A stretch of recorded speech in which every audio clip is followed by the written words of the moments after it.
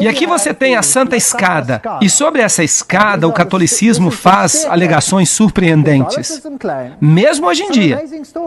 Parece inacreditável.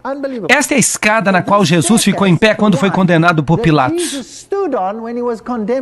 E ele estava com a coroa de espinhos, e o sangue gotejou, e há gotas de sangue, supostamente nesta escada ainda hoje.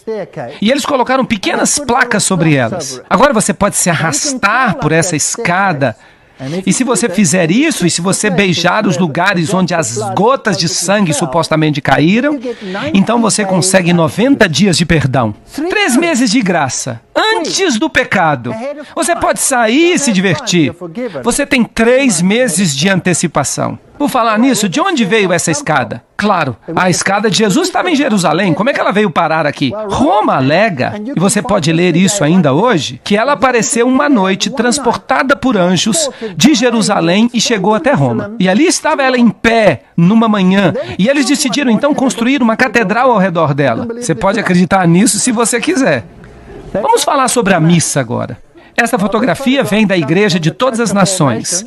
E você nota aqui que o altar está sobre uma rocha. Agora, em todas as religiões pagãs, você tem a adoração da rocha, a adoração da rocha santa. E Deus, no Velho Testamento, constantemente nos adverte contra essas rochas santas. O catolicismo está cheio dessas rochas.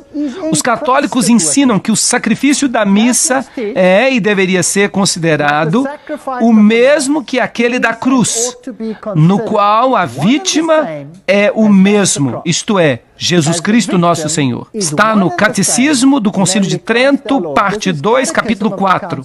Esta não é qualquer fonte. Assim, Cristo é sacrificado todas as vezes que acontece uma missa. Mas Hebreus diz que eles crucificaram de novo para si o Filho de Deus, Hebreus 6:6. E quantos sacrifícios diz a Bíblia que Jesus fez para todo sempre? Um sacrifício para todo sempre. Então, o sacrifício da missa é, em certo sentido, um símbolo da vitória de Lúcifer sobre Cristo. Ele continua a sacrificá-lo. E o crucifixo onde Cristo fica, o crucifixo é um símbolo da vitória de Lúcifer sobre Jesus Cristo. Agora, no paganismo, a cruz era também adorada como um símbolo do sol, é claro. E Lúcifer transformou-a em um de seus principais símbolos.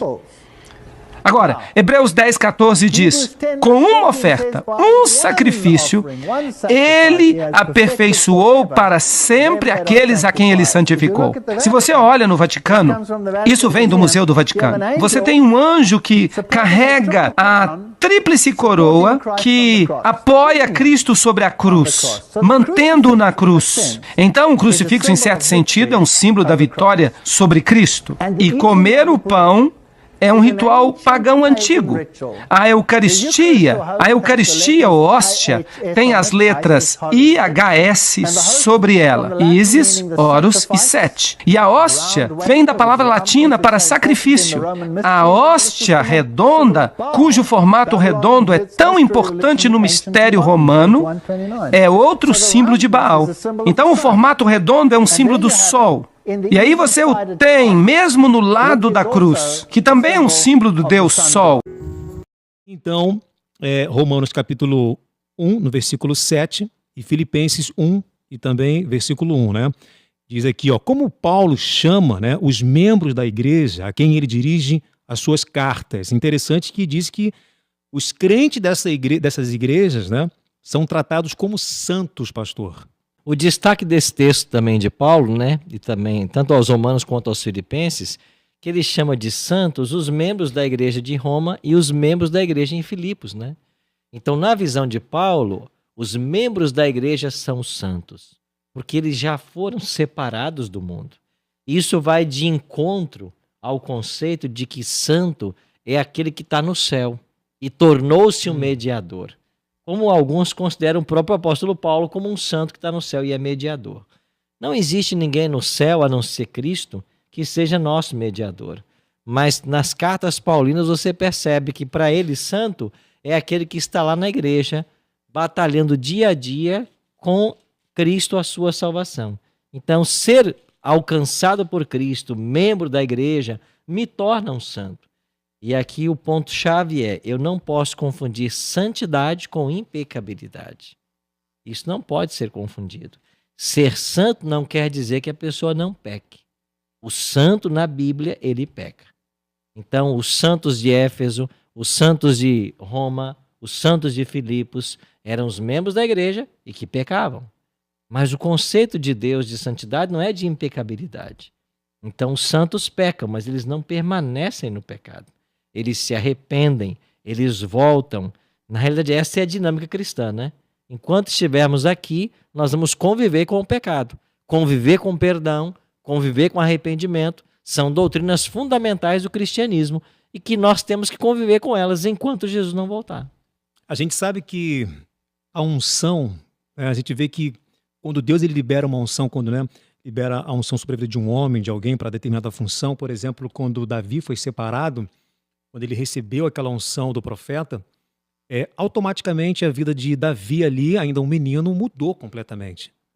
E a gente sabe que a unção liberada na vida de um homem é a capacidade que Deus dá para ele fazer uma coisa, executar algo, uma função que ele jamais poderia fazer, humanamente falando, sem aquela unção, sem aquela ação de separação de Deus. Eu tenho um chamado para você, vou te ungir para isso, vou te santificar para isso, para esse determinado chamado. Então nós entendemos que a unção, ela é sim uma capacidade que Deus dá para o homem executar aquilo que ele jamais poderia fazer com a sua capacidade humana, né? A santificação, pastor Arilton, quer falar alguma coisa, pastor, sobre isso? Eu quero, pela a questão ali, se você olha, a justificação é Deus que nos considera justos. E por outro lado, a santificação é Deus que nos faz justos.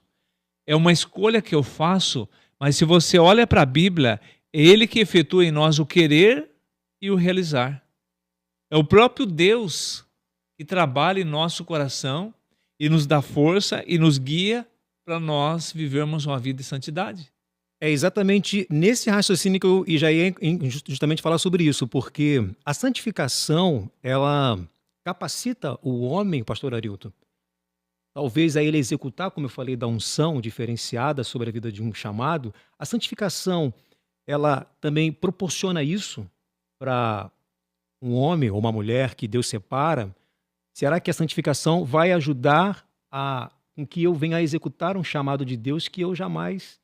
A gente já falou de separação, o pastor Alex falou de oração, né, que precisa orar, o senhor falou sobre obediência, o contato com a palavra. Então isso santifica a pessoa a executar um chamado. Se você está gostando desse vídeo, não se esqueça de se inscrever no canal e de também deixar o seu like.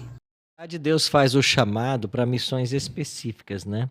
Quando Deus faz um chamado, quando alguém era ungido na Bíblia, ele era ungido por uma finalidade específica. Santificação é mais abrangente que isso. Santificação envolve a todos. Como foi lido em Hebreus 12, 14, sem ela ninguém verá a Deus. Agora, eu posso ser santo e ser salvo sem ter sido ungido para uma missão especial. Eu posso.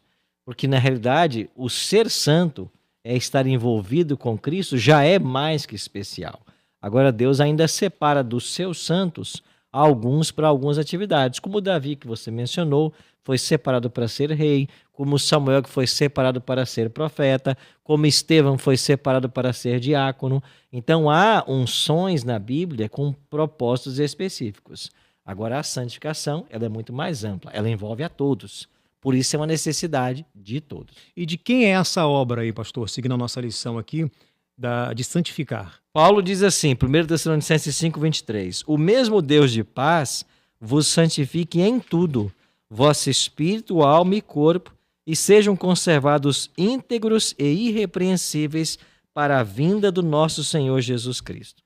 Paulo não é só o maior escritor do Novo Testamento, ele é também o maior teólogo que nós temos na Bíblia.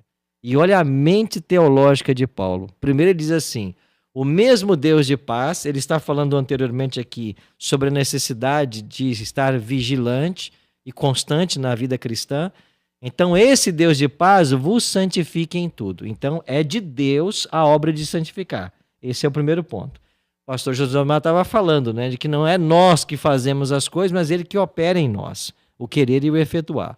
Primeiro, a obra de santificar é de Deus. Agora, ele diz aqui que ele santifica o quê? Aí Paulo vai e detalha. Santifica o espírito, a alma e o corpo.